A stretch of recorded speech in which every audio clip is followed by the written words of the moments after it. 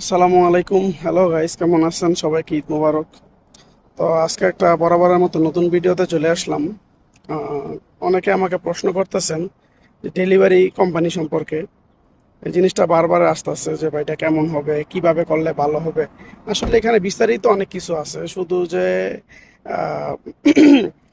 Company কেমন হবে এটা তো আর বললে হবে না। এখন কোম্পানি আপনাকে কিভাবে সুযোগ সুবিধা দিব, কি কি ফেসিলিটি দিব, ওইটার উপর ডিপেন্ড করতেছে কোম্পানি কি আপনার সাথে কি কেমন কন্ট্যাক্ট, সে আপনাকে কত টাকা দিব, কতটা কিভাবে বেতন দিব, কি টার্গেট ফিল আপ না হলে টাকা কাটবে কিনা, থাকা কার, খানা কার, এগুলো একটা বিস্তারিত ব্যাপার স্যাপার আছে।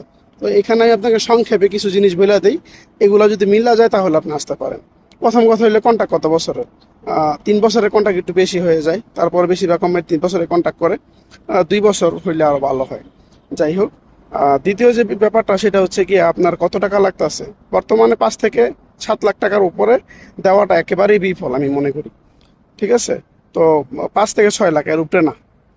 আর গাড়ি কার, গাড়ি কি কোম্পানি দিবে না আপনার কিনতে হবে? এখানে একটা কথা আছে। বেশিরভাগ এই কোম্পানিতে কিছু কিছু আছে আবার নিজের কিনতে হয়, যেমন আমার মতো।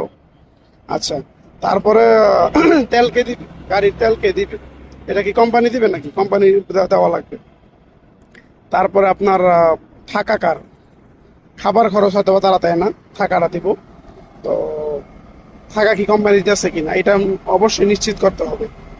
তারপরে আপনার টার্গেট কত, কত টাকা টার্গেট, কতগুলা অর্ডার টার্গেট, এবং টার্গেট যদি ফিল আপ না হয় তাহলে কত টাকা কাটবে।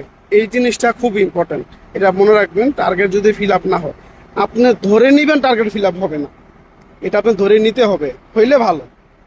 ধরে নিবেন যে টার্গেট ফিল আপ হবে না, আপনি কত টাকা পাবেন এবার আপনি বোঝেন।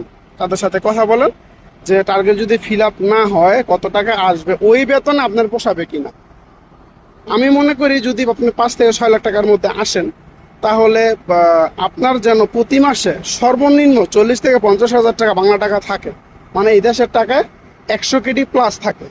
ওইটা যদি থাকে আপনার সব কিছু খরচ বাদ দিয়ে, তাহলে ওকে, কোনো সমস্যা নাকি আপনি আসতে পারেন।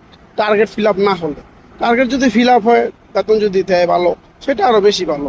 হ্যাঁ, আরেকটা ইম্পর্টেন্ট কথা সেটা হচ্ছে অনেকে মনে করে কি যে কুয়েত তো অনেক ধনী দেশ, হয়তো বা এখানে আসলে আমি টিপস পাবো অনেক। ভাই আমি মানে প্রতি মাসে যদি হিসাব করি, প্রতি মাসে সর্বোচ্চ 1 থেকে 2 কেজি টিপস পাই।